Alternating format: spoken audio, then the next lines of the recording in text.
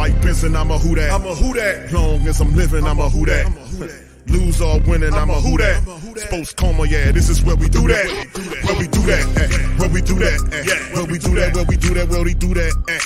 Boogie like Benson, I'm a who that. I'm a who that. Sports Coma, this is where we do that. Where we do that. Welcome, welcome, welcome.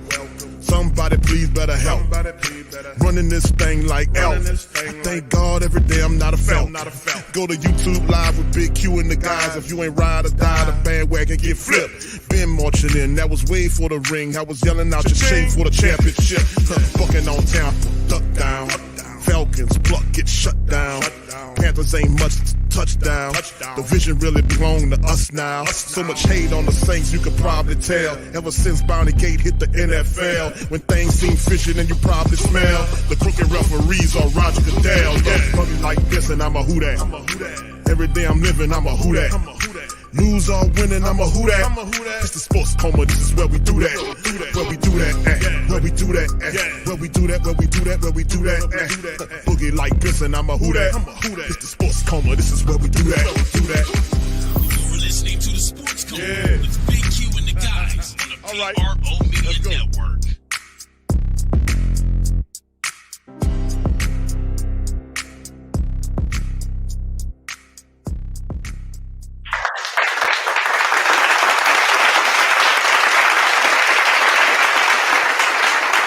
All right, shout out to the mighty Who Dat Nation, man. How y'all doing tonight? Much love to the fam. Appreciate y'all joining me on this episode of The Coma. Much love to the fam. Thursday edition. Much love to the fam. Appreciate y'all being in on this late edition. Please feel free to hit the like button, hit the subscribe button, and by all means, feel free to share the show on your social media feed. We're in this thing, like always been saying for some time now, man. Welcome, welcome, welcome. You're now rocking with the Sports Coma with Big Q and the guys, where we have intense, entertaining, educating, and enlightening sport talk from your favorite sports fam. What's popping? Shout out to you guys, man. Listen, man, this one here, man, is the preview matchup for the Saints and Buccaneers. This is a big one. This is a big game for both teams, actually, but for the Saints, man, the atmosphere that they themselves are creating, they've created quite the pressure cooker. I mean, crazy part about it is they didn't even have to do this. Just do what competent people do. Make changes. Appease the support base. And things would go along as long as you can show them that you are attempting to win. But it is so glaringly obvious that you're not, that it's just ridiculous and repugnant at this point. And it's become a huge time wasting exercise by some of the most incompetent people in the NFL sphere. I'm just going to keep it real with you. Yesterday's show, people's like, damn, Q, you laid into Mickey Loomis. Listen, bro, I got to tell it like it is. I got to keep it real. When you look at everything, the 200 wins, remember they gave him the game ball a couple of games back, the Giants matchup, I think it was. They gave Mickey Loomis the game ball for 200 wins with the organization. Now, listen, he did a lot of positive stuff when Peyton was here. Peyton is gone. Peyton is in Denver trying to build their team, their organization back up. I'm not concerned with that. What I'm concerned with is what kind of manager do we really have here? And I don't like this dude. I'm going to be honest. I don't like the management style that he has, which goes to show you that a lot of what was happening with the team was told to Sean Payton. This management style is bad for this type of head coach. For a coach like Sean Payton, that management style is different. But for you to just take this type of approach like Allen is, Dennis, like he is, Sean Payton is ridiculous. And that just goes to show how terrible of a general manager he really is in terms of how he's coping with this head coach and making excuses and placating. This is stuff that you probably would have got away with sometime in the past, but that's not going to happen this time around. It's not. And I'm very proud to say that me and others are very putting our little 2 cents in this whole deal, and everybody dropping their tickets. And I'm very proud of that. And what this is an exercise of power.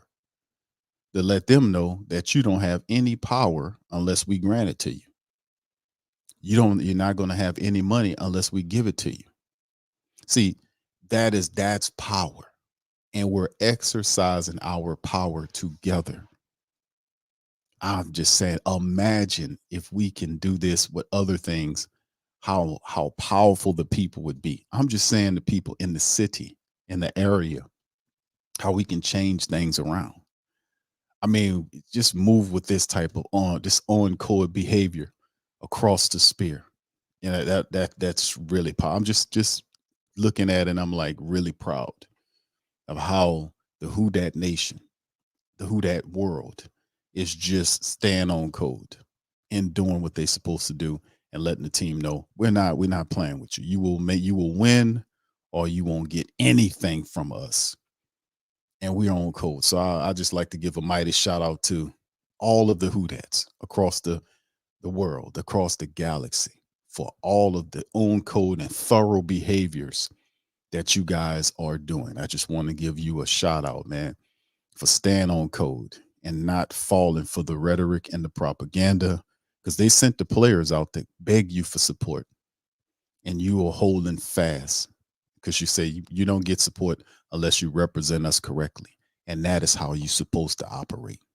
That is how you operate. So shout out to you guys. All right, well, anyway, let's get into this broadcast, fam. I just wanted to say that to you guys. We got the injury report that we're going to chime in. Then we're going to do a preview of the Tampa Bay Buccaneers matchup. I'm going to go over several articles with you guys today. Then we'll go over some statistics that you might have not known. We'll listen to a few interviews from Pete Carmichael, the current offensive coordinator for the New Orleans Saints, and Cam Jordan, the defensive end, one of the defensive leaders for the team. We'll go over that in this episode of the show. So without further ado, y'all, please feel free to do me a service and hit the like button, hit the subscribe button, and by all means, feel free to share the show on your social media feed. It helps us out greatly. So anyway, let's get right on into the injury report for this Thursday. 9 Saints players on that list. Jordan Howden came back. He was dealing with not injury related, but had a bit of an illness. He practiced. That's good news because Jordan Howden's the future of the safety position. Lonnie Johnson Jr. has a knee. He was shut down for back-to-back games. I doubt he'll play in this matchup. So is Ryan Ramczyk. More on Ram later. You know, right after this week. More on him later. Isaiah Foskey, the snowman, quadricep, limited. He's doing it. Ankle with Cam is also limited. McCoy was limited with a foot. Kendre Miller with an ankle. Chris Olave has an ankle. He was limited. And Peyton Turner was also limited with a toe. A lot of ankles on knees and ankles on this Saints list. You look at what's going on with the Tampa Bay Buccaneers. Shaq Barrett was shut down with a groin issue. Carlton Davis, another cornerback, was with a concussion issue. Cole Keft with a shoulder was shut down. So was Chris Godwin, giving him a rest, but he has a knee issue. Raheem Jarrett, the wide receiver, fully practiced. So did Mike Green, the defensive tackle, who had a calf issue as well. So Tampa Bay Buccaneers have a few of their talented guys like Shaq Barrett, who's a big playmaker for the defense. Carlton Davis is one of their solid corners. And Chris Godwin, those guys are dealing with some injuries for their squad. So a lot of stuff going on. Okay, and that's the injury report for Thursday.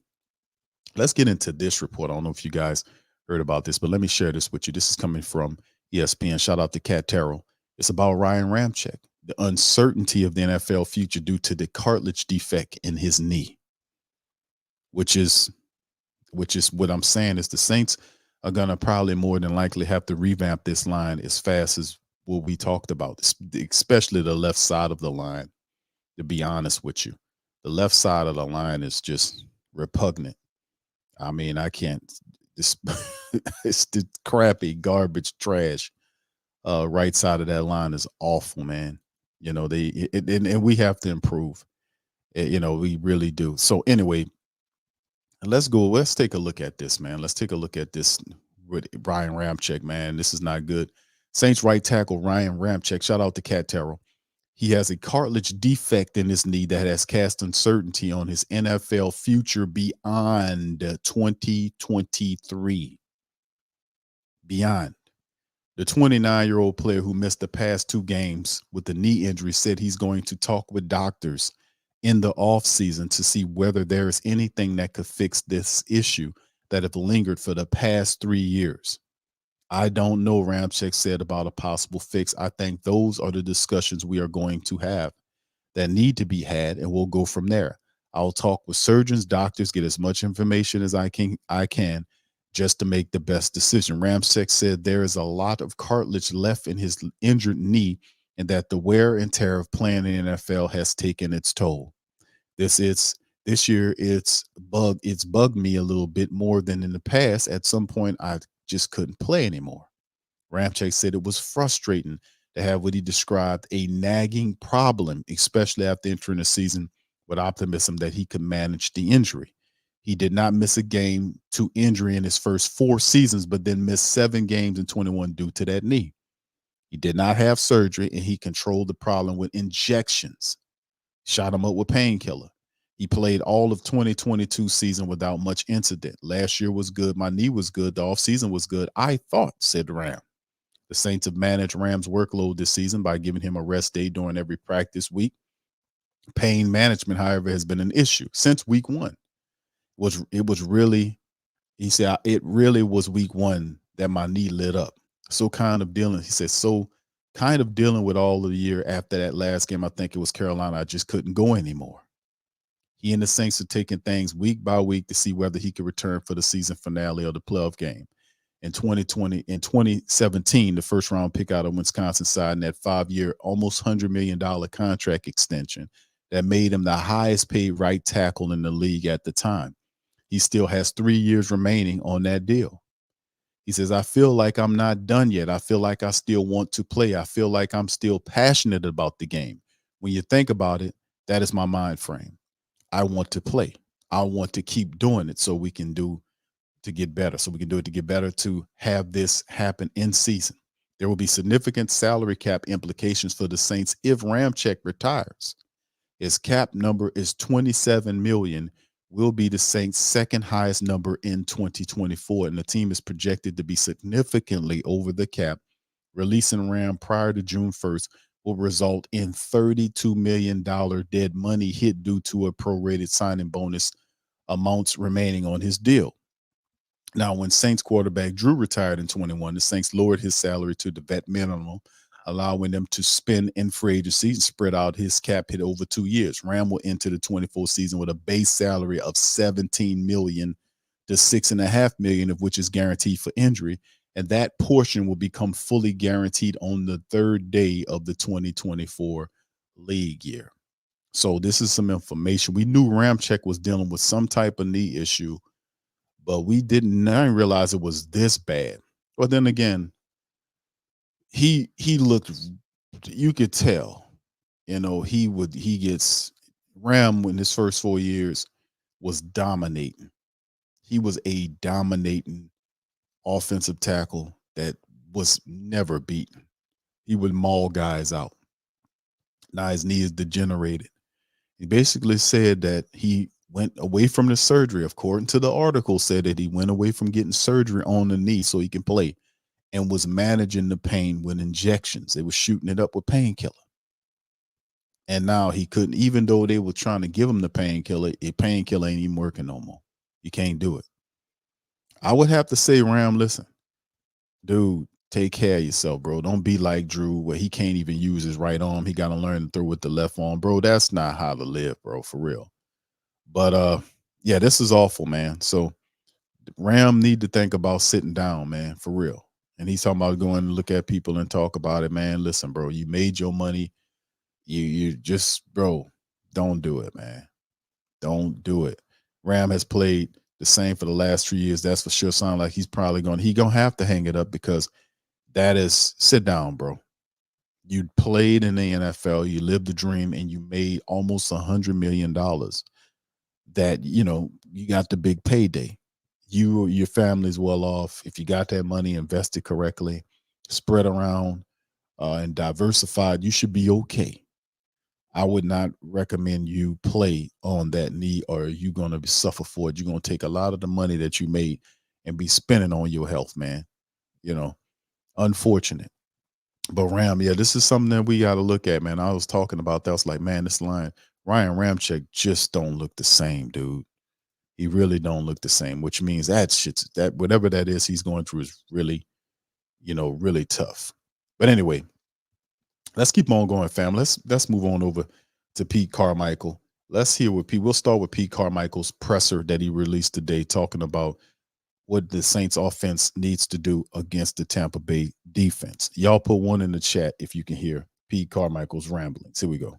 Chris Olave done particularly well. It seems like even with injuries, the flu and everything, he's kind of playing his best football when he's on the field now. Yeah, I think that the connection between him and Derek has been really been something that's really been thriving the last few games. I think that's gotten better as the season's progressed, and I think that really he's making the most of his opportunities.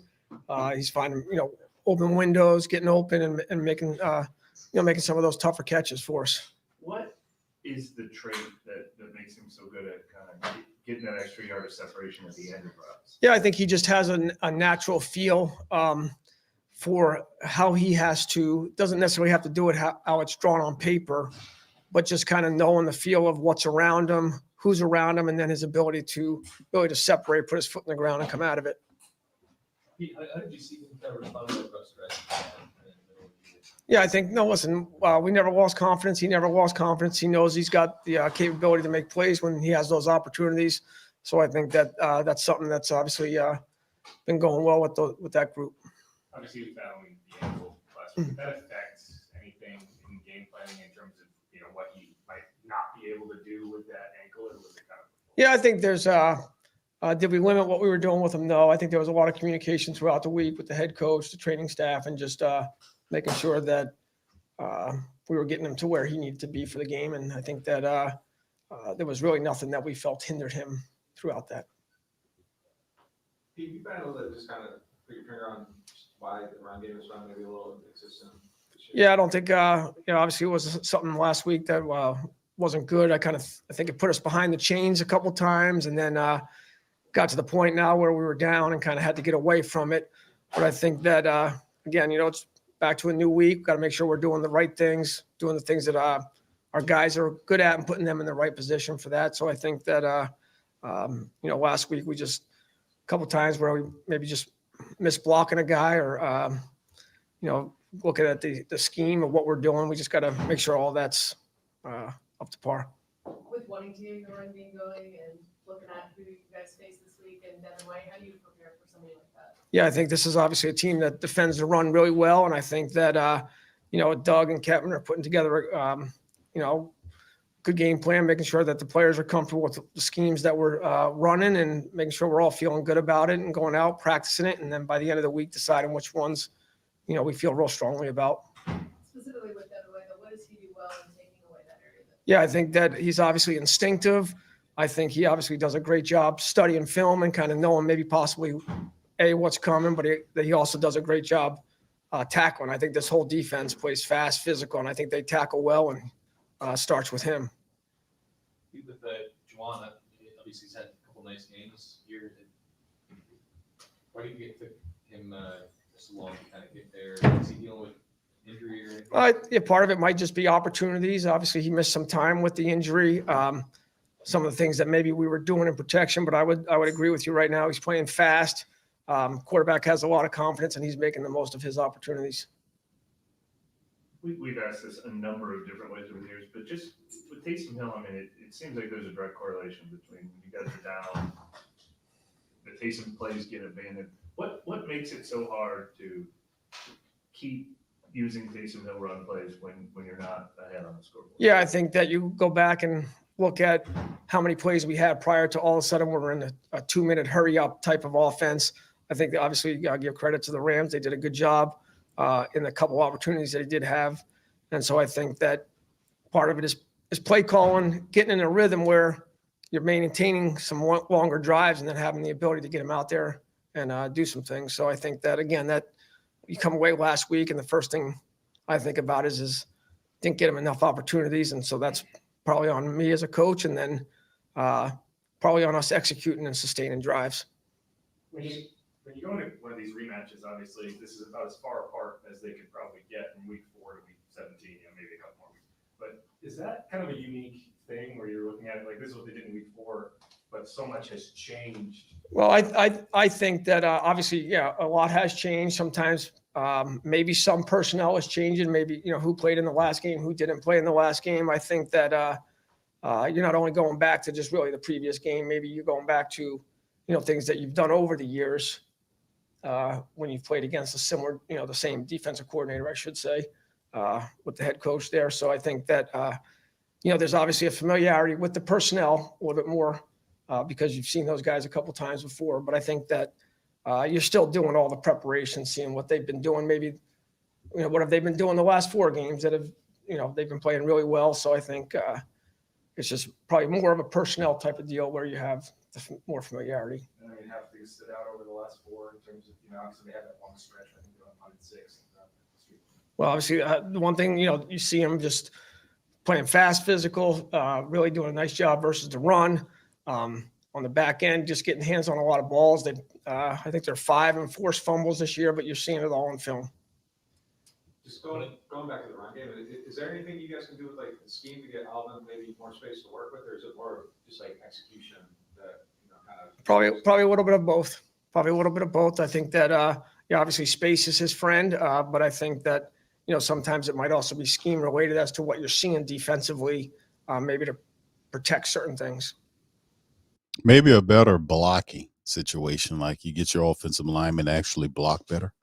That could be something that can help out with space issues too. The defense's job is not to allow Elvin Kamara to have any lanes to run through or any space to operate.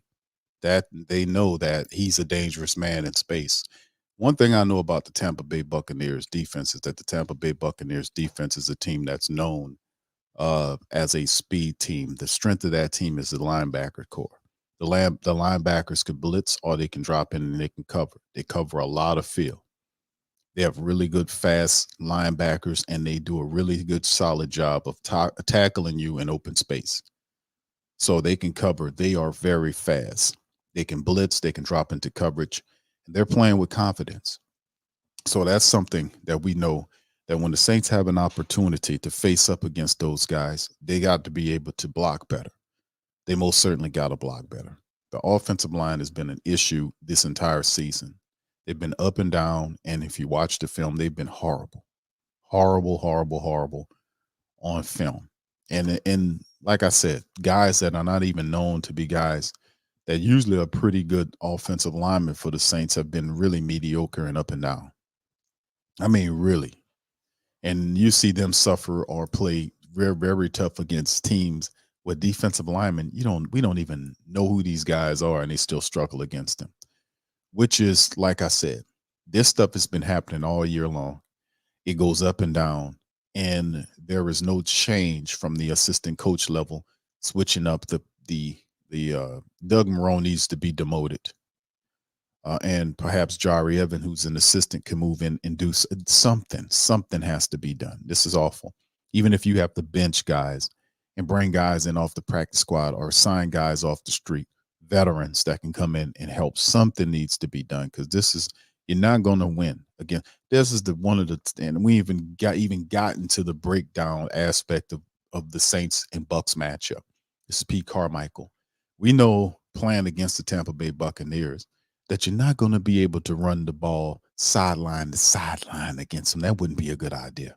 You're going to have to attack them directly through the center of their defense. You're going to have to do that, because you're talking about tosses and sweeps to outside. That's not, they're going to eat that shit up.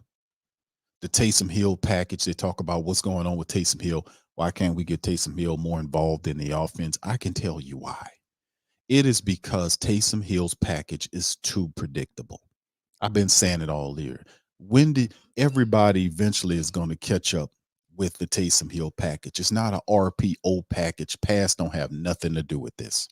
It is totally a run situation in which you put Taysom Hill in the damn game, and he is 5 yards back in the shotgun for whatever reason. I don't know. I don't understand why, and maybe that should be a question. Taysom Hill doesn't throw the ball enough for him to be in a shotgun. He's 5 yards behind, 4 to 5 yards behind the line of scrimmage when they snap the ball. Then he runs to the line to try to pick up 2 or 3 yards. That don't make any sense to me because they know he's not going to throw the ball. You know what I'm saying? They know he can't throw the ball. So that it eventually people are going to get, hey man, this dude is not really a quarterback. He's a running back. And the rest of the word is out on the Taysom Hill package. That's why it wasn't as impactful over the last several games. And people know that now. The word is out. He's not a quarterback. He's a running back. They're not scared of him throwing the ball. So that's why the Taysom Hill package is not impactful. It's not what it used to be. So at the end of the day, they're gonna have to. You can scheme your ass off. The bottom line is you're gonna have to start blocking. You're gonna have to go back to fundamentals. The offensive line has to block better. They're gonna have to do a better job of blocking to set up the running attack because you cannot beat the Tampa Bay Buccaneers or any team on the road in their building without a running attack. It will not happen. You won't be able to beat them unless the Saints can get the running attack going, which is tied to their offensive line blocking better. They're going to have to do it. There's no way around that, family. And like I said about Pete Carmichael, these guys always, this is the same stuff over and over again. They're blind as a bat. They say the same crap. We got to do this. We got to do that. And then when they talk, they totally talk over the stuff they're supposed to fix. What they're supposed to be fixing. They talk over it, which means that you're not going to have the type of sustained success you want because you're not directly attacking the issue that you need to. You're working around it. There's no way to build. If your house has termites or if you got something like that going on, ain't no way. You got to pull that shit up out of there. It's going to fall in. It's a hazard. Ain't no way. So if the Saints building got termites in it, man, ain't no building on top of that. You're going to have to go in there and you're going to have to replace them beams. There's no way around that. You got to go right to the problem, pull it out of there, correct it, and then move forward. These people don't operate like that. They live with problems and mistakes. They don't fix anything. They really don't. That's what sounds like, family. These people need therapy because they don't address issues head on. They work around them, and that is totally stupid and back ass. You're supposed to attack whatever's wrong, get rid of it, and keep it pushing. So, as long as they adopt this stupid philosophy, they're going to continue to lose, and it is what it is. All right, here's Cam, fam. Y'all put one in the chat if y'all can hear it. To this point of the season, what would you say, is maybe the biggest reason why you guys are here with your back against the wall? Not capitalizing on our potential. We're here because, whether we were up a touchdown or down a touchdown, we didn't get the job done by the end of the game. There's no excuses at this point. It's 15 games in, 2 weeks left. That's all we have. And even now, when we win these last 2 games, we're still going to need some help to get in, I believe. All we can do is focus on what we can control now. Rather than dwell on what should have been, how many games we could have won. It is what we are. We are 7-8, and we've got to figure out a way to get to 9-7. That's the reality too, by the way, family. It's not as cut and dry. Cam is right. And I said this on the prior stream. People have to realize too, the Saints, even though the Saints win these 2 games, if they can win 2 games against the Bucs and the Falcons, they still need help to get in. That is absolutely, it's not as cut and dried as it was. If you beat the Rams and then you win against the Bucs and the Falcons, then you had a chance. You increased your chance to need help. But when you play around, you stoop around, you fool around, and you involve yourself in time-wasting activities, this is what becomes you. Now you're waiting around trying to see if you can get people to help you slip into the playoff window. And karma's something else. Really, they don't deserve to even be talking about being in no playoffs after all of the many stupid games that they lost. The Houston Texans game that they lost. Remember that one? They went out there and lost to the Texans. The Green Bay Packers game, which was probably the worst loss of the season. The Atlanta Falcons game with a pick 6 from Carr that helped defeat us. What other? It's a couple of them. The Minnesota Vikings game without the starting quarterback and their best wide receiver, the Saints still lost to them people. You pick it. You pick the game. It's just a comedy of errors this season, and that's why the team is where they are, and that's why the family base and the support base is upset because they've squandered away many opportunities to do anything. They knew what was at stake, and they still didn't handle the business, and that's where we are. Disparity of your guys' record against winning teams. I think you're 1-5. I look at the disparity on, when we start off fast on both sides of the ball versus those games that we have to fight and see what happens. I mean, that's where you see the discrepancy in win-loss ratio. What have you seen that's been different from Baker Mayfield over the past month, and then you're kind of watching film and just his ability to, be really efficient with his pass game? Confidence, of course. You feel like Baker Mayfield is a confident quarterback, and his ability to stack some games on top of each other, defense the way that they're playing over Tampa, is clearly the stalwart part of their team, and it built confidence. How much focus has to be put on Mike Evans? I mean, usually that's something that Ladd does, but perhaps he's not going to be in this one. Mike Evans has 1,000 yards, every season. So, it's clearly a part of the game plan to try and get a hold of him. I guess is there a belief that you guys are going to be able to run the table there? Yeah, why not? I think that, again, there's 2 games left at this point. It's more times than not, it's been on us to see where we're at with it. I don't think it's been any one team that's quote unquote had our number. At some point, we got to stop having those penalties that lead to shorten our drive or extend the opposing offense's drive. We got to stop inhibiting ourselves. How do you practice that? Can you practice that? I don't know. All you can do is focus on the details. Each and every play, each and every day is a different way for you to get better.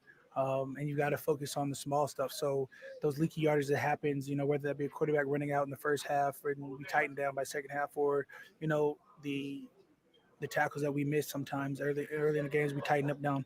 It's got to happen now. So I think, on defensive side, we're focusing on that, that starts with walkthrough, that starts with practice. It's stopping the ball early, it's stopping the ball often and going on from there. Did Baker catch you guys kind of by surprise last time? He converted a few first downs in the first half of the last Baker's a former number 1 overall draft pick. I don't think I can use the word caught you by surprise. I will say, we knew how potent their offense was, and they lived up to it for that, whatever part of that was. I had to go watch the game again because in my mind, this is one of the teams that we probably match up well against. Granted, if you're fully healthy, we don't have the ability to be that right now. But this is, like I said, this is the NFL. This is somebody that we still feel confident about. Have you been? I don't know if impressed is the right word, but by the Brady retires, Baker comes in and has to replace that, that they're still in the mix for the division. No. Again, that's just one of the I guess the way that our division is shaped out this year. There's times where we could have capitalized and we wouldn't have to be worried and have our backs against the wall, but we did not. So this is where we're at now. It doesn't even sound like that Cam Jordan, to be honest with you, does sound like Cam Jordan is excited about what's going on with the Saints. I mean, if it's a potential for the Saints to make the playoffs, does it sound like Cam Jordan really bucking? Usually he got big old eyes bucking and he's full of energy. Not too much going on right now with Cam Jordan. And by the way, Cam Jordan on the season has two sacks. 2 sacks is what Cam has this year. And we know Cam, one of our favorite players, Cam is dealing with injury. He has 2 sacks this year. 2 sacks. With 2 games remaining, he really dealing with that ankle issue that slowed him down.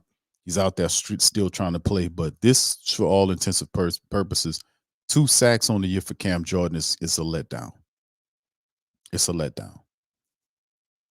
So this will be interesting. Yeah, it's been a long season and like I said, the family members, they're tired. A lot of the supporters are tired, but really the players, they're close to this mess. And we talk about it every day. Here we talk about it. They live it. They can't talk to you about it because, contracts and all this other kind of stuff. And they got policy in the building that they can't discuss business. But the reporters know they can't report on it. A lot of it's going to leak out after the season is over with. At that point, then you'll hear from Michael Thomas. You'll hear from Lattimore. You hear about from anonymous players. It'll get out there what kind of locker room they're dealing with, and all of it's going to come out. And you can see that how it's literally on the face of the players how terrible all this is. But in the end, this is we talk about Baker Mayfield. Baker Mayfield was pretty bad with Carolina last year. He did better with the Rams, but Baker Mayfield's is a product of having a system that actually work. If you can protect the quarterback and he gets a camaraderie with the wide receivers, and they have two of the best wide receivers combo in the league in Godwin and Mike Evans. They have a really good running back right now in White, who is a guy that's really doing some really good stuff for them. If we peer into the playoff window, and by the way, the Browns clinched the playoff spot tonight. How about that? 3 available playoff spots. You got the Niners there, the Eagles, Lions, and Cowboys, right? That's the 4 teams, right? Well, this is the clinch the playoff spot, right? Niners, Eagles, Lions, Cowboys. And then you in the hunt for it, you got the Buccaneers, who are leading, the Rams, who beat the Saints, Seahawks, who have a better record than the Saints, 8-7, and of course the Vikings, who beat the Saints, the Packers, who beat the Saints, and then the Saints themselves and Falcons underneath them. So, I mean, and they're giving them like a 28% chance to do it. But truth be told, man, this is the coach and the general manager and everything that's been wrong with the team. We've been telling these people this all season long. They're hard-headed, and I'm sick of them, and they need to go. I'm hard-headed, and they'll come with the excuses when the bottom falls out. But the Tampa Bay Buccaneers, let's get into the preview of that family. Let's kind of jump right into the preview. Let's move into the preview of the matchup. Now, this is a big one. Saints 7-8, 3-5 on the road. Tampa Bay 8-7, 4-3 home. They're on quite the winning streak right now. They're hot and they're doing really good. Winners of the last 4 in a row. They beat the Carolina Panthers, the Atlanta Falcons, the Green Bay Packers, and the Jacksonville Jaguars. They're 4-0 the last 4 games. The Saints are 2-2 over the last 4 contests. So what gives? The Saints, like I've pinpointed, I've said numerous times during this year that the Saints team has had 3 2-game winning streaks during this season. 3 2-game winning streaks. 3 2-game winning streaks, right? That's not the interesting point. The interesting point is that after every 2-game winning streak, the Saints follow it up with a losing streak of at least 2 games. One of the losing streaks were 3 games. They're currently on the back of the third winning streak that they had. They lost to the Rams. So do they lose this one? Now, according to patterns, if you're a pattern person, then that would mean that the Saints would lose the matchup against the Tampa Bay Buccaneers and then beat Atlanta. Or it can mean they can lose 3 out. They can lose the next 2 games and just be out. But what I do realize in this matchup is that this is not the same. Even though we played this team back some time ago, and they played really well in that matchup with Baker Mayfield. They played really well in that game. Baker Mayfield really surprised the Saints defense. He was scrambling around. He became Baker from Oklahoma. He was throwing the ball. He was moving the offense, and he outdo Derek Carr, which is not really hard to do. Derek Carr beats himself a lot because he is a half-ass quarterback. He looks at half the field, and he stares guys down, and it's just not fundamental. And he pretends, and I don't know if he realizes, I'm pretty sure he hears the criticism, and people have been saying this. I'm not the only one saying it. People have been saying it about him. That's what you need to change, bro. And the coaches, they just work around it. They don't try to fix it. And I don't see that improvement from him. And he said, well, Q, he's throwing the ball. When he sees the field like he's supposed to, he'll make a throw. But I just I named it dysfunctional dynamite because they go off when they're not supposed to or when you're not expecting them to. Like if there's a drive where they're operating and they're moving, they're doing good, then they'll have a penalty or a false start that'll back them up. Then they'll do it, and then next thing you know, the next 2 plays will grind to a halt. Then a sack will happen, which will kick them out of field goal range, and then they'll have to punt. So you'll have a drive where they'll drive and they're looking good, and then next they just go haywire and fall apart. Totally dysfunctional. Totally. Somebody will get sacked. Somebody will drop a pass. There'll be a false start penalty. It'll be some ridiculousness like that that'll kill a promising drive. Then it'll take 2 or 3 drives before they actually get something going. It's like they go off when they're supposed to, when they're not supposed to. You get what I'm saying? It's just weird. It's like a defective dynamite. I call it dysfunctional dynamite. They go off when you you light it and it's a dud, but you throw it over there, it don't go off. You go over there and it blows up like your Wile E. Coyote or some shit. But it's crazy. But anyway, the matchup indicator gives the Saints a 52%, almost a 52% to win this matchup in the game. So they know something we don't know. Obviously they do. But anyway, in this matchup, Carr's numbers 329 from 488, 34-17, 19 touchdowns against 8 picks. Baker Mayfield, 322 out of 501, almost 3,600 yards passing, 26 touchdowns against 8 picks. The optics are different. Baker Mayfield squad looks like they're responding to what's going on with them. And even though they're just 8-7, the Saints are 7-8, a lot of what's wrong with the Saints is tied to the offense. It really is. They don't score when they're supposed to. And that's the thing that really hurts the Saints. They get going late. Like in the Rams game, if you could score 15 points in the fourth quarter, you should have did it in the first or the second or even in the third, so you have time to operate in the fourth. They do it all backwards. It's just dysfunctional. Kamara, 170 carries for 649. Rachaad White is doing. He's running circles around Alvin Kamara this year. He has more rushing yards than Alvin Kamara. I think he has more catches than Kamara. He has more scrimmage yards than Alvin Kamara. Rachaad White is somebody you need to worry about in the matchup. We're just going over their numbers now. Mike Evans, 73 catches. Once again, he's over 1,000 yards again this year. 1163 with 13 touchdowns. He's having an outstanding season. Chris Olave, even though he has more catches, he got over 1,000 yards. He has 4 touchdowns on the season. Really, just terrible. 44 touchdowns for a guy like Chris Olave, 81 catches. The offense just doesn't flow like you would figure it is supposed to, man. With all these people, it's supposed to be blowing out the joint. But anyway, let's take a look at some stuff, man. Let me get my stuff together so I can show you some offensive notes right here from the Tampa Bay, just to make family members aware of what we're dealing with from the Buccaneers, right? Right. So we talk about players that we need to be looking out for, right? The most career seasons with over 1,000 yards and 10 plus TDs. Mike Evans is on that list. Like him or lump him. And some of the best receivers in the history of the game are on that list. Jerry Rice, Marvin Harrison, Terrell Owens, Randy Moss, Chris Carter. So they have some fantastic players that have done that. And Evans is actually on that list of some of those players that have caught 1,000 plus yards and 10 plus touchdowns in the season. And he's done it 5 times in his career.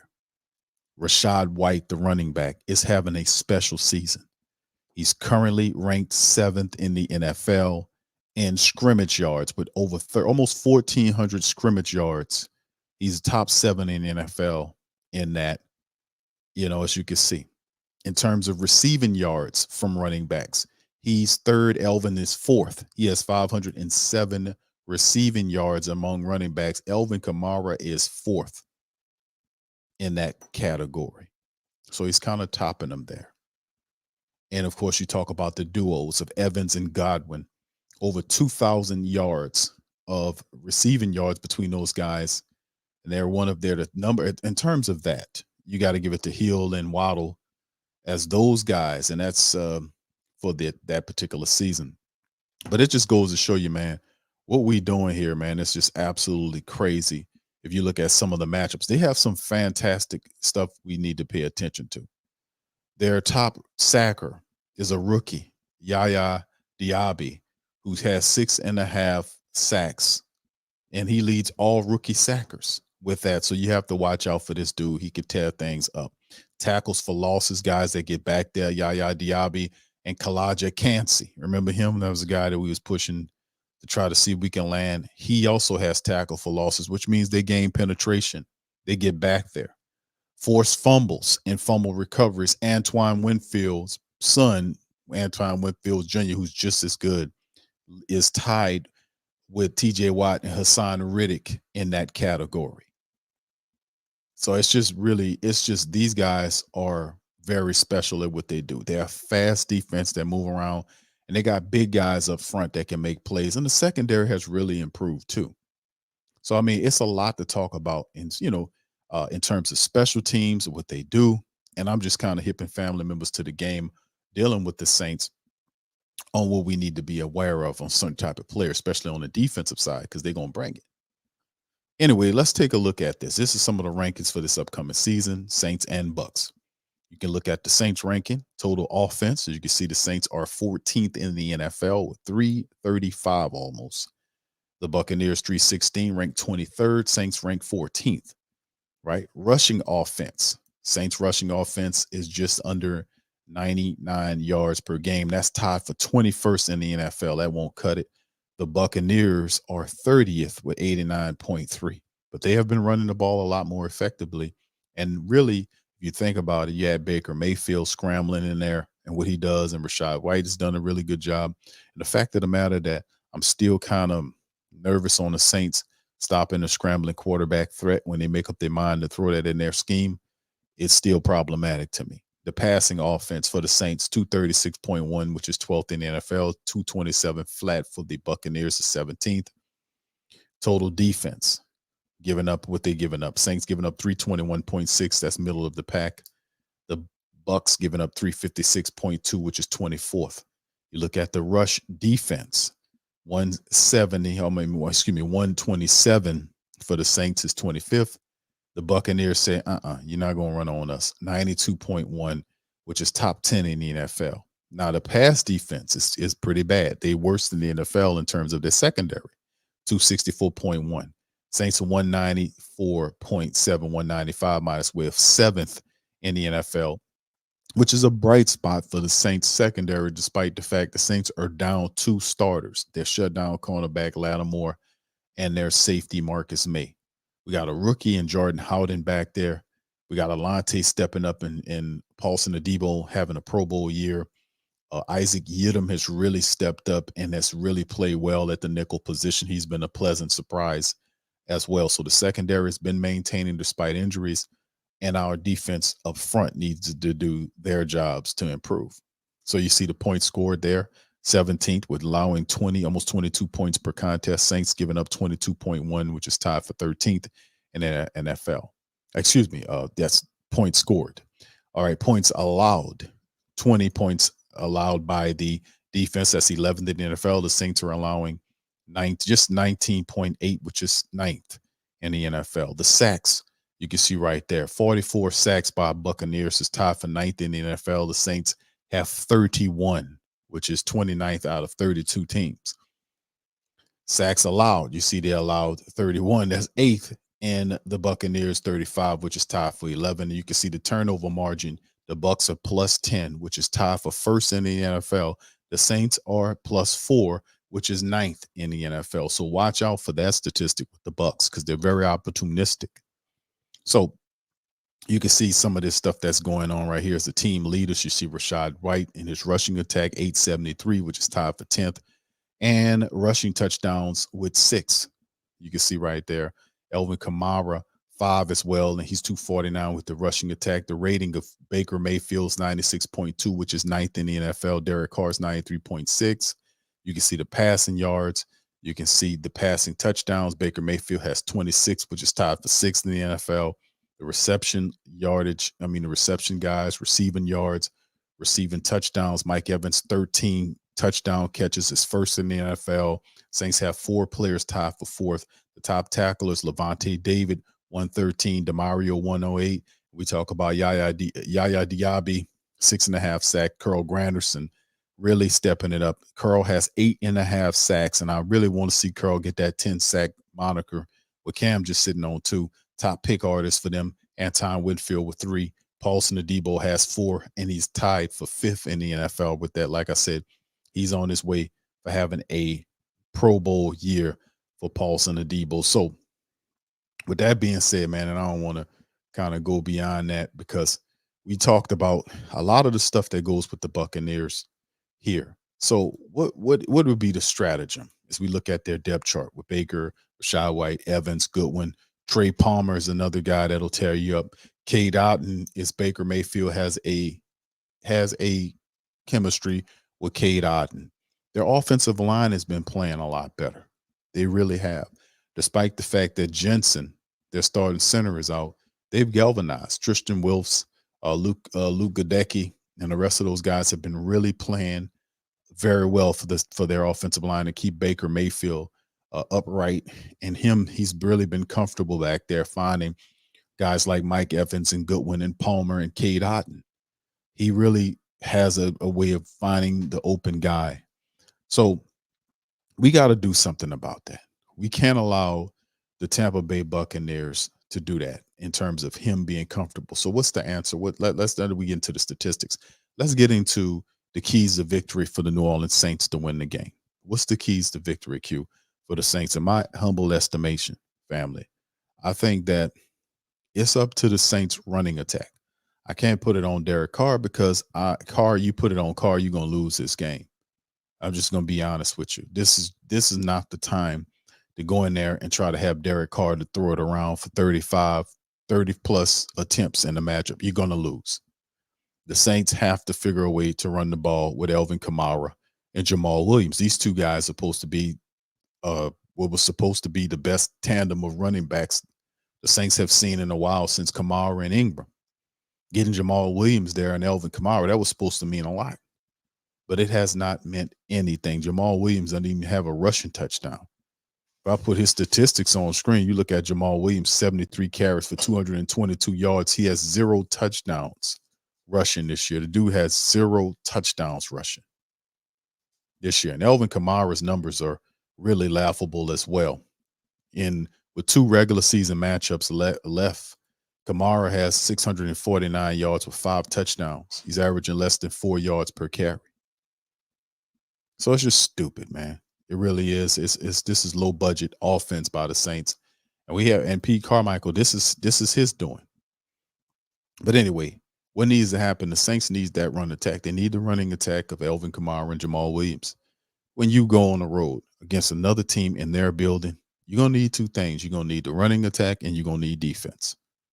And that's what you need. Derek, if they go in there thinking Derek Carr going to throw the ball 35 times, they're going to lose the game. And if they try to get him to throw it that many times, he's going to have at least 2 interceptions in the game. They have to be able to run the ball, and he has to be decisive with the ball. He can't sit up there with his eyes bucking wide open, holding on to the ball with the Tampa Bay Buccaneers defense flying around the field and getting selective to throw at him. He has to get rid of the ball, and he has to get rid of the ball, which I don't even have faith in him to even do that because he don't even operate like that. He got to get rid of the ball and be more decisive, which, and don't be check down Charlie. That check down shit will get ate up like a very good pizza. I'm just going to keep it real with you. You can't check the ball down against the Tampa Bay defense because they'll lure you in, let you throw that ball, and then they'll converge on you and tackle you. They're a pretty solid open field tackle team. So the keys to victory, in my estimation, is the Saints have to figure out a way to run the ball against a very tough Tampa Bay team that's very fast, going sideline to sideline. The linebackers are the strength of the team. They really are. They really are. The linebackers for them. Now, I don't know if Shaq Barrett will be playing in this game. When you talk about guys like Devin White and Levante David, we talked about those guys, and JT Shoyinka and all these guys. They got a very athletic set of linebackers that can cover, areas of the field. They can rush the passer as well. And with Yaya Diaby and Kalaja Kansi, those guys are good at getting penetration and getting there and causing problems and being disruptive. He can't sit back there. Carr can't sit his ass back there and hold on to the ball. He has to make some decisions. He's gonna have to get rid of the ball. Another thing, like I said, I want to see them run the ball, even if it's Elvin Kamara, Jamal Williams, and Taysom Hill. They're gonna have to do that. They're gonna have to do that. They got to do it. If they don't run the football, they lose. This is true talk. If they don't run the football, they're gonna lose the game. Bottom line, because it's gonna be loud there, and they're gonna come to play. It's gonna be loud, and the defense is gonna fly around and knock him on his ass. I'm just telling you how it goes. You know, they're gonna blow him up. They're gonna be knocking him around. It's just not gonna be a good look. So they're gonna have to run the ball, take pressure off the quarterback, and this dude is gonna have to make throws. He's going to have to make the proper throws. He have to go over the proper reads. Please do not stare guys down, because that'll be a recipe for disaster against a guy like Antoine Winfield Jr. He studies eyes, and he has the speed and the ability to jump routes and make plays like that. So he can't get out there and stare guys down in this game, because Antoine Winfield Jr. will get him. He will pick the ball off from him. So he got to have to play a clean game, man. To the best of his ability. The Saints can't allow him to throw the ball more than 30-something times a game. We got to learn. We got to run the ball. We've got to run the ball to the best of our ability. And we need to see Jimmy Graham out there too. They need to utilize Jimmy Graham when we get close, or even not when we get close. Put him out there on the field and give him a tall target to throw to, because we know he ain't accurate. So that's the bottom line in terms of the offense. And, of course, the other stuff, like not turning the ball over, not getting pre-snap penalties, even though it's going to happen because they're not disciplined. But these are the things that they have to do if they're serious about winning, if they want to stay alive in whatever they perceive is a playoff race. Because even if they, like we said before, even if they win the next 2 games, they're still going to need help to get in because of all of the other losses that they had let happen. They've poisoned themselves to a great degree. And, of course, that's what they need to do to win the contest. And defensively speaking, they're going to have to get at Baker Mayfield. They can't allow Baker Mayfield to stand back there, be more confident than what he is. Optically speaking, he's confident. He's, in control of that offense. And they're going to have to get at Baker Mayfield. They're going to have to knock him down early and often. They're going to have to sack him at least 4 or 5 times, make it tough on him. They're going to have to blitz him. They're going to have to get to him. And they're going to have to shut Rachaad White down. Rachaad White is a big weapon in that offense. We talked about him during the preview. Rachaad White has to be shut down. You can't allow Rachaad White to get going for you.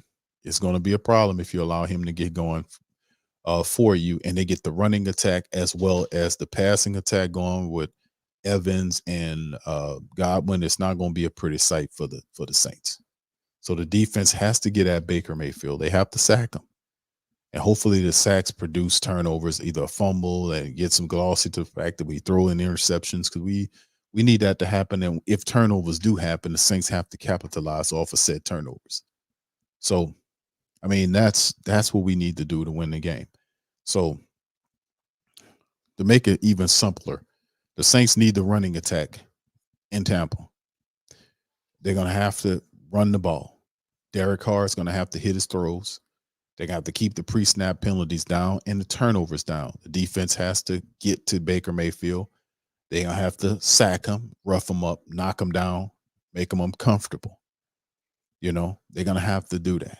And when he does, or if he does turn over, and the Saints fortunate enough to get turnovers off of Baker Mayfield or a fumble by the running back or whatever happens, or they able to get turnovers, the offense has to be able to take advantage of it.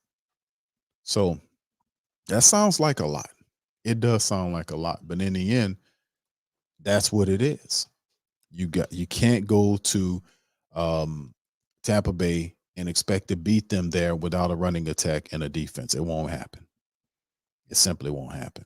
So anyway, that's some of it right there, fam, to talk about. Let me get a few comments from you guys in this matchup. Let me hear from you guys here. So a few of the family members talking. Y'all throw in some questions if you got that. What's up, Tyler? All right, big ups to the fam, man. Jack says they need a counter running attack so they can get the linebackers to take 1-2 steps the wrong way so Kamara can be slippery. Yeah, they have not been able to get that play action going.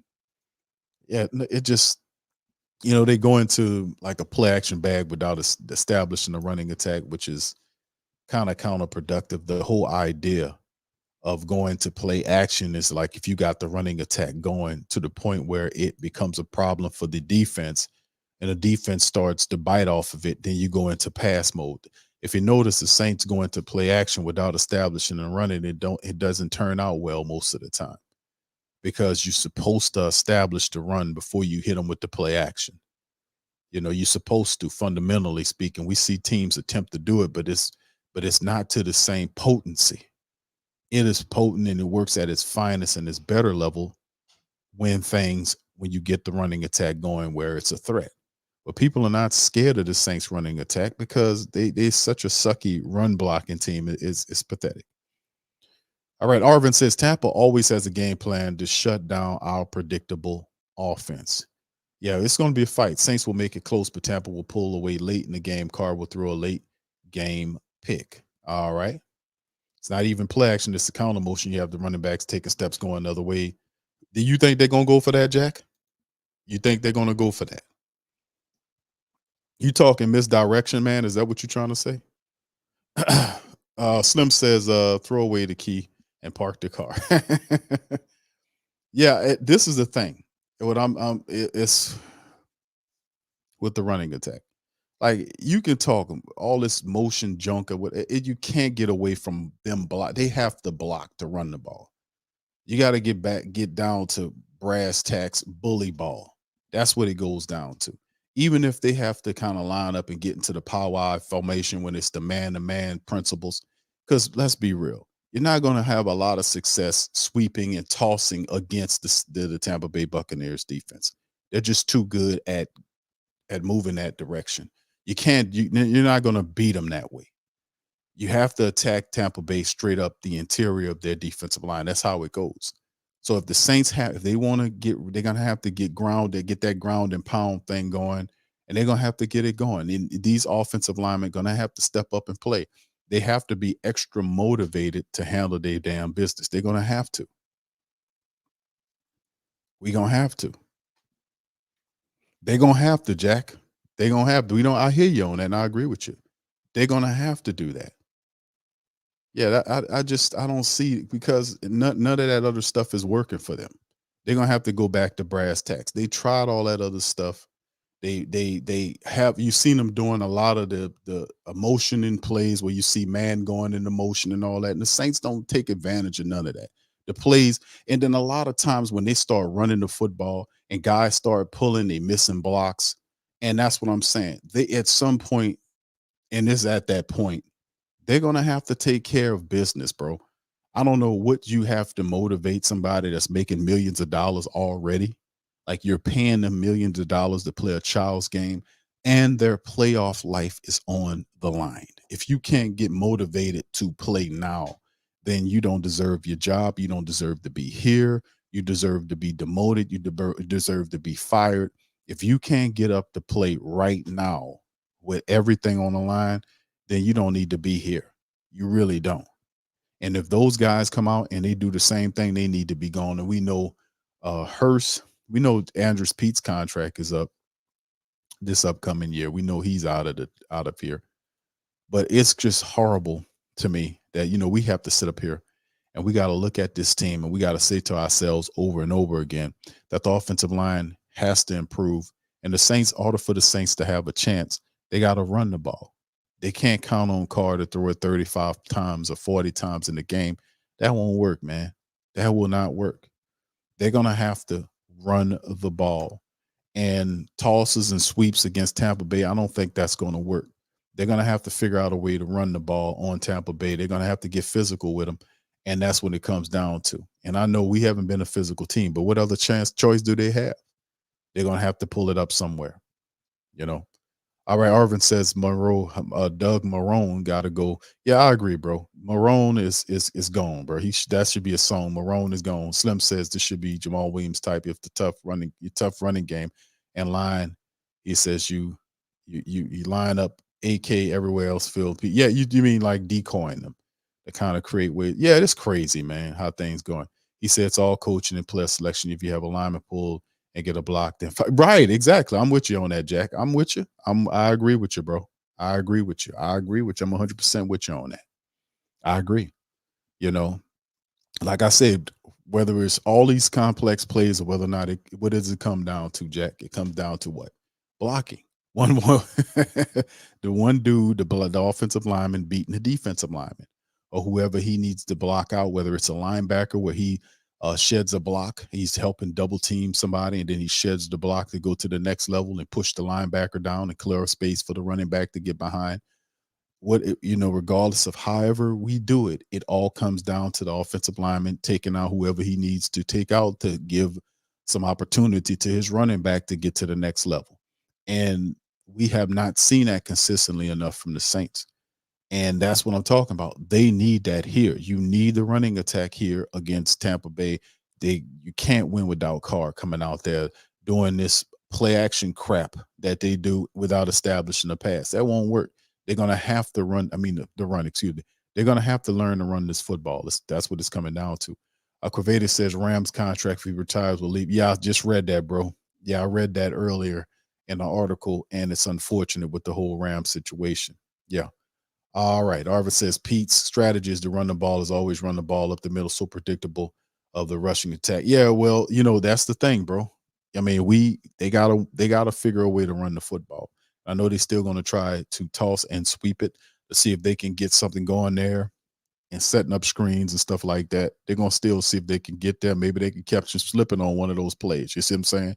Or take advantage of an aggressive defense that way when they're coming in there and they screen out to the left or, depending on where the blitz coming from, and they take advantage of them. They can do that. They're going to still attempt to do these plays, and hopefully whatever works, they can stick to it. Jack said this is what's so frustrating because Peyton wouldn't put up with this crap. If a player can't do his job, Peyton will sit him and find exactly. Dennis, it's called accountability, my friend. It's called accountability. That's what it's called. Accountability. It's called accountability. When somebody that doesn't do their job, they get benched. They get put out. And that is frustrating because Dennis Allen doesn't do any of that. He doesn't sit guys down when they're supposed to be set down.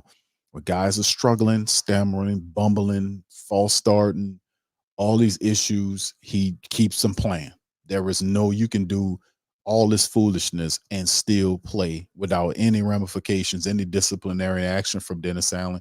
He doesn't. If you false start, you can stay in the game. If you grab face mask, you can stay in the game.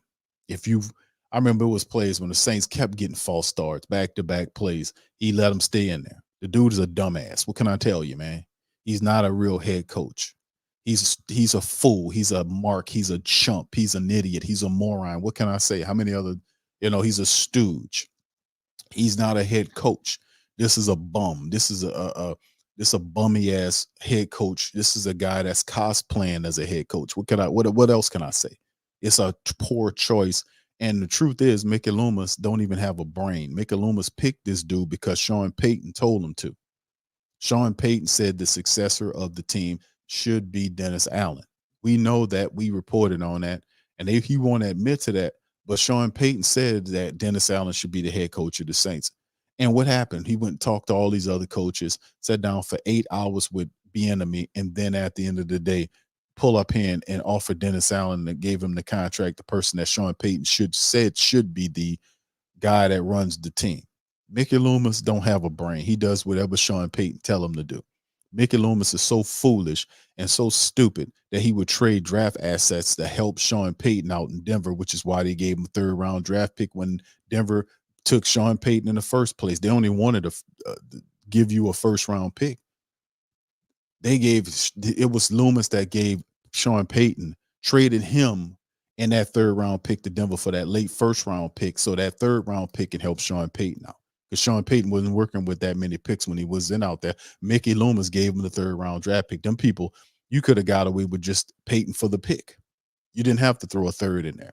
It was also stupid how they gave Sean Payton a top 10 kicker and Will Lutz for nothing but a 7th round draft pick. That's how stupid these people are. He gets fleeced by Howie Roseman, the general manager of the Philadelphia Eagles. Talking about he got to keep his hands in his pocket when Roseman come around. No, you're not a real general manager.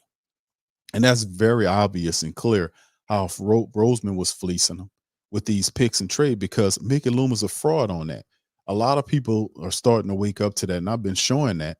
and saying, fam, this dude's a fraud. A lot of what happened with Sean Payton, with him being the general manager, was Sean Payton telling him what to do. The thing that he did really well was cook the books, will come up with funny money and phantom deals, the extending kick can down the road philosophy. That's what Mickey Loomis shined at. But in terms of being an actual general manager where he had to stop stuff from happening, like you see with Roseman, Howie Roseman would never let his team go down this far with a dumbass coach, keep doing the same thing all over. He would be on this coach to make him make changes. The dude from Les Snead, the dude from the Rams, would do the same thing. They would never let their team go all the way down like this without being on their backs to find out what they need. The 49ers general manager, which I think is Lynch, John Lynch, would never let that happen. He would never. He'd be out here looking for trades, bringing free agents. What can we do to make this team more competitive? What do we need to do? They have accountability. This dude is not he's not a real general manager. He's a fraud doing that. He sits up there and let this man run the team down and then make excuses for him because he refuses to get involved himself, to force the head coach to make changes to his assistant coaches just to change shit up to see what it looks like. The dude is a fraud, bro. That's really the cold-blooded part about this whole process, is finding out that Mickey Loomis is a fraud as a general manager. Like, all he knows how to do is cook the books and kick the can. That's what he does. Cook books and kick and can kicking. That's what he does. In terms of personnel decision-making on the fly and making adjustments in real time, this dude will not do anything. He will sit up here and lambaste the reporters and call them lazy for reporting on breakages in his team in the locker rooms. That's lazy and irresponsible, whatever he said, unsophisticated, whatever he says, or get mad at you for booing the team, even though you were cheering at first and that didn't work. And then you start booing because that's a sign of displeasure. But he's saying, hey, that doesn't help us. While still smashing his ass and not doing anything. The man's a fraud, man. He's a fraud. Tua gave his goddamn ass a freaking 200 a game ball for 200 victories. You might as well took that, box it up, and send it to Peyton, because that's how you got it. Obviously, he can't do anything by himself outside of can kicking and book cooking. But he lets Dennis Allen run the team into the ground, and everybody knows that Dennis Allen is not a head coach and do not know what he's doing. Except for Loomis, who told you several weeks back that he believes we got the best people in the building. Are you kidding me? This dude is a fraud, bro. Just keeping it honest. He's a fraud. Negative noise. That's right, Slim. Told people that the displeasure of the Who Dat Nation is negative noise. You hear all this negative noise.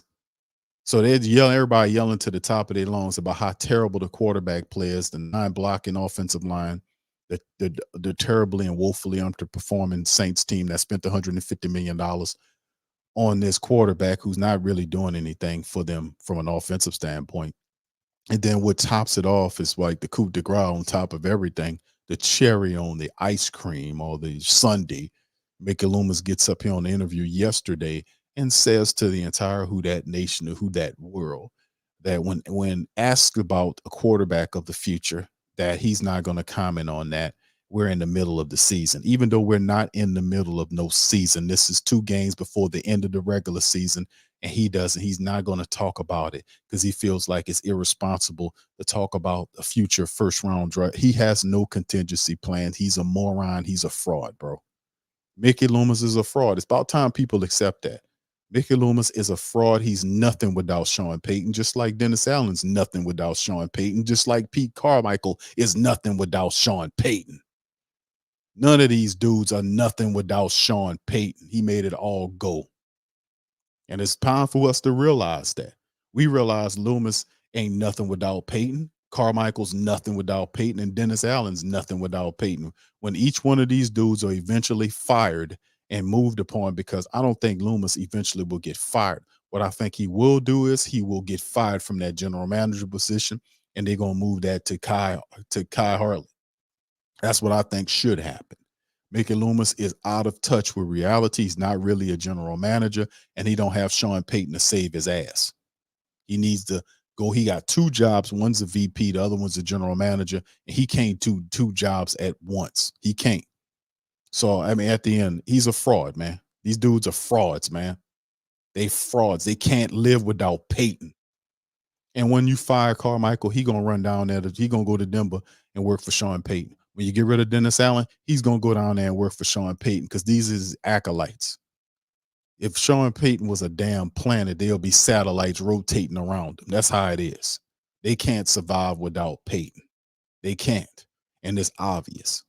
So anyway, I'm gonna get ready. What's up, Shantae? Shout out to you. Good to see you in the building. Much love. Yeah, they gonna all follow him. What's up, KK, baby? Appreciate you. Much love to my queens out there. Sorry, I kind of get on that. Yeah, I'm sorry I got on that, Jack. I've got to tell a spade. I got to call a spade, man. Arvis says facts, Hugh. Speaking of facts, hey, bro, you know what? I say that, but I'm upset saying it. I don't say that happily or with joy in my voice, as you can hear. I'm quite upset about that. I'm quite upset about that because this is a letdown. Because I thought this dude actually knew what the F he was doing. This dude don't know shit. And that's all. Fam, let me tell you, that is a hard reality when I start looking at it.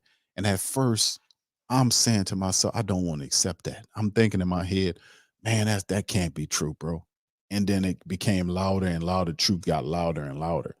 And he said, look at the facts. Look what's happening. Look what happens when you got a guy that he has to get together and he doesn't do anything. I said, man, this dude a fraud. It was all Peyton.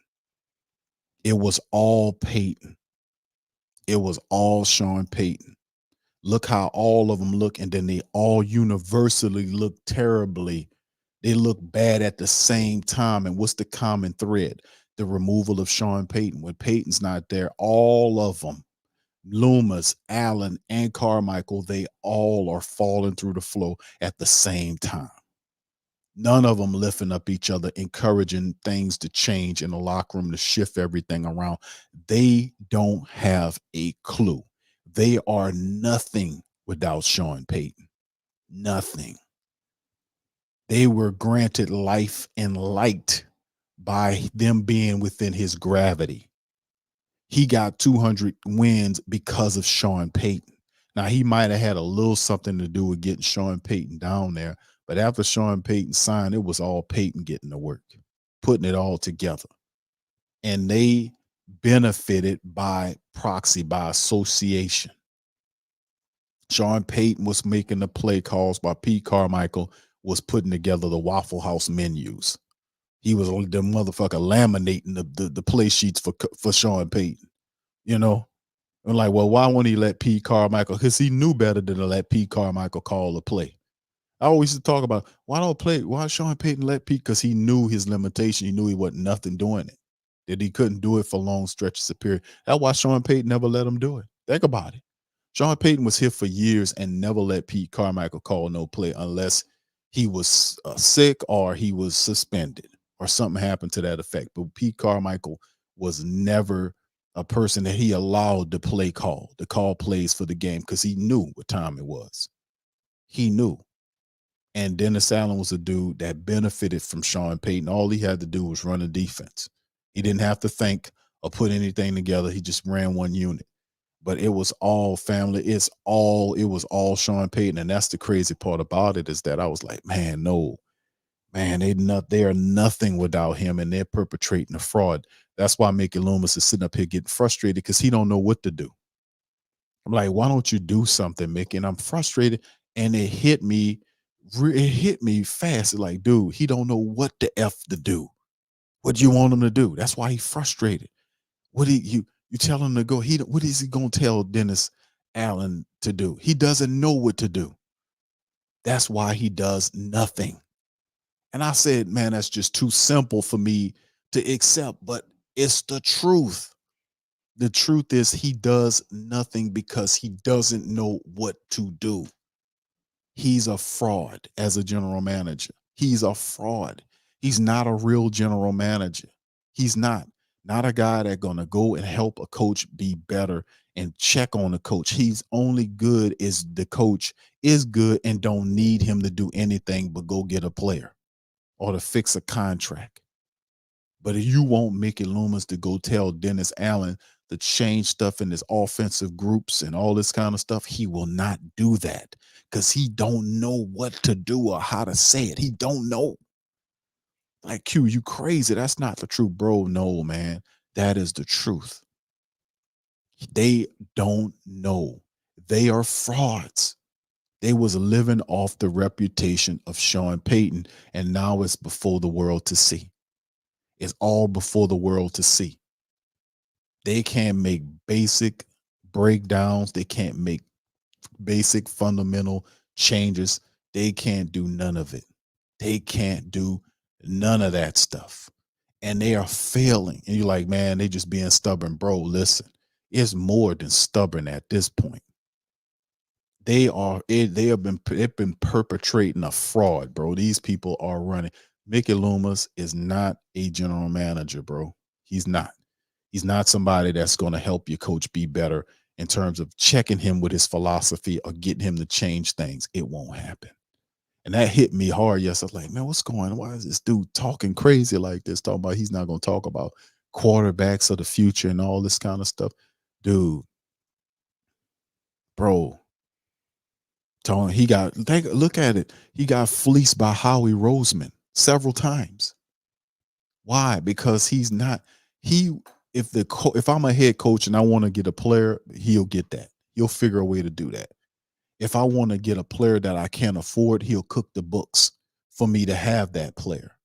If I want him to do something, he'll go do it. He's a gopher, but he's not a proactive general manager like a Roseman, like a Lynch, or like a Les Snead, or anybody that got two brain cells to rub together. We got a gopher as a general manager. If you ask him to do anything outside of go get them groceries over there, that he's not going to learn he can't do it because he's not capable of doing that. He's not.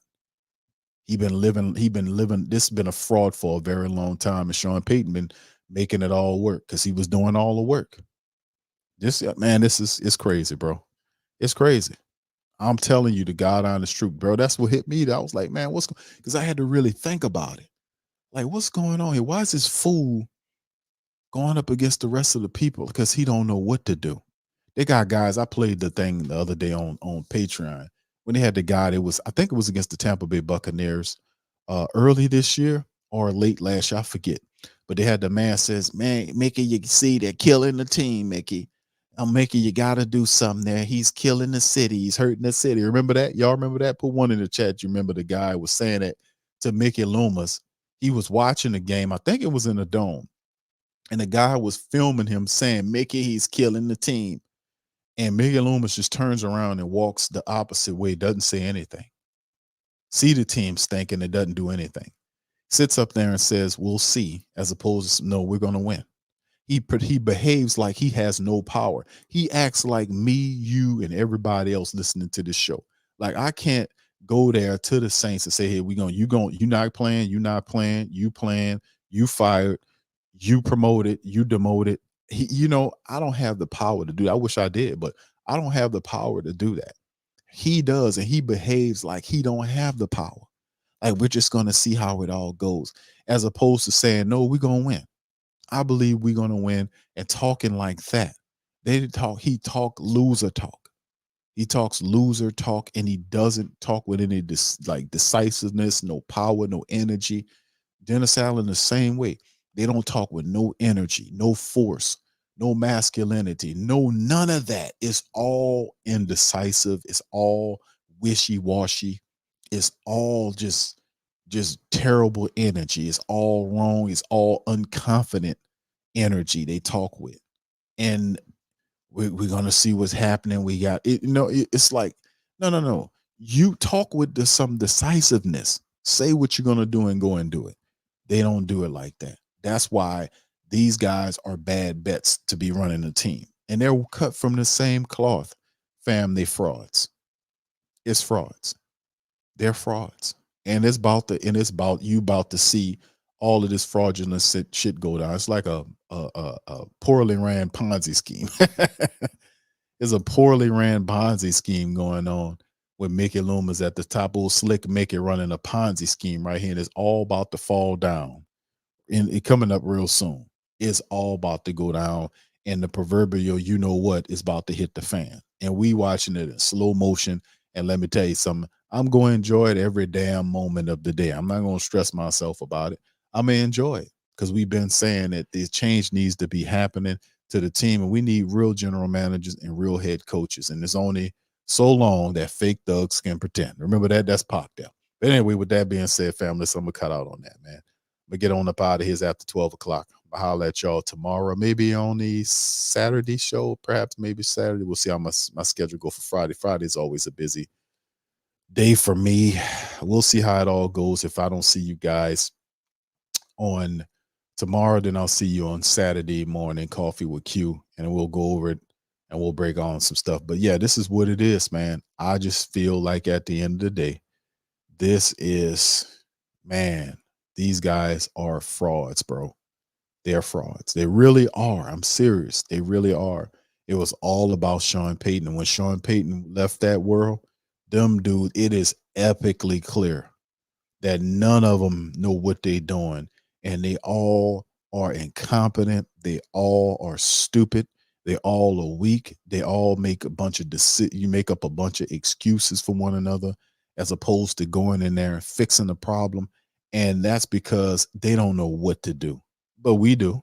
And the time will come when we'll kind of make this up. So it's going to be pretty cool. And the money, they ain't making the money. They're selling the tickets. People got $7 and $10 tickets for sale, bro. When the last time you knew Saints tickets you was going to get for $7 or $10 that wasn't fake tickets? You can go down there and watch the game for $7 or $10. Man, let me tell you something, bro. People are not playing this stuff, man. These idiots done ran it down. They done destroyed a good thing, man. Within 2 years. Peyton been going for 10 years, and they done bottomed the team out in 2 years because they don't know what they're doing. Crazy, man. All right, anyway, I'm up out of here, man. Listen, I appreciate y'all so much, man. I love y'all. I appreciate y'all chiming in, man. Listen, I'll pop up. I'm trying to holler at y'all tomorrow. If not tomorrow, to be a Saturday morning Coffee with Q segment, man. We'll go over and we'll talk some more Saints stuff with you guys, man. So y'all keep y'all heads up, man. I'm going to holler at y'all on the next one. Peace and who dat. Yeah. Boogie like Benson, I'm a who dat. I'm a who dat. Long as I'm living, I'm a who dat. Lose or winning, I'm a who dat. Sports Coma, yeah, this is where we do that. Where we do that, where we do that, where we do that, where we do that, where we do that, huh? Boogie like Benson, I'm a who dat. I'm a who dat. Sports Coma, this is where we do that. Where we do that. Welcome, welcome, welcome. Somebody please better help. Running this thing like Elf. I thank God every day I'm not a felt. Go to YouTube Live with Big Q and the guys. If you ain't ride or die, the bandwagon get flipped. Been marching in, that was way for the ring. I was yelling out your shame for the championship. Bucking on Tampa, duck down. Falcons, pluck, get shut down. Panthers ain't much touchdown. The vision really belong to us now. So much hate on the Saints, you could probably tell. Ever since Bounty Gate hit the NFL, when things seem fishy and you probably smell the crooked referees on Roger Goodell. Yeah, fucking like this and I'm a who dat. Every day I'm living, I'm a who dat. Lose or winning, I'm a who dat. It's the Sports Coma, this is where we do that. Where we do that, where we do that, where we do that, where we do that, where we do that. Boogie like this and I'm a who dat. It's the Sports Coma, this is where we do that. You're listening to the Sports Coma with Big Q and the guys on the PRO Media Network.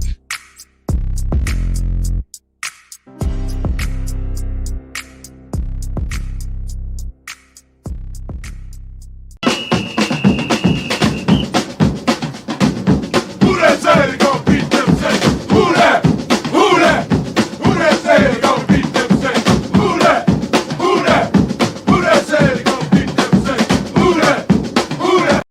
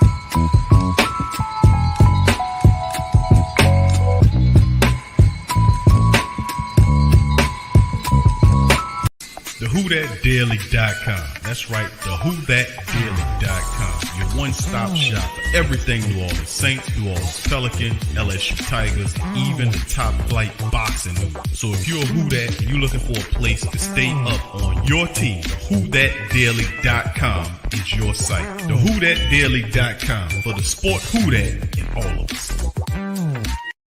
That's right, the Pro Shop is the platform store where you can go and buy all the latest merch to support the platform. Available at the Pro Shops, we have dozens of hundreds of products available for you and your family. Unisex tees for men and women, hoodies and sweatshirts, tank tops, kids and baby items, long sleeve tees, mugs, pillows, wall art, bath bedding, face masks, phone cases, stickers, bags, fanny packs, socks, hats, and many other items. Please feel free to check out the Pro Shops. The link is in the description section below. And remember, it helps the platform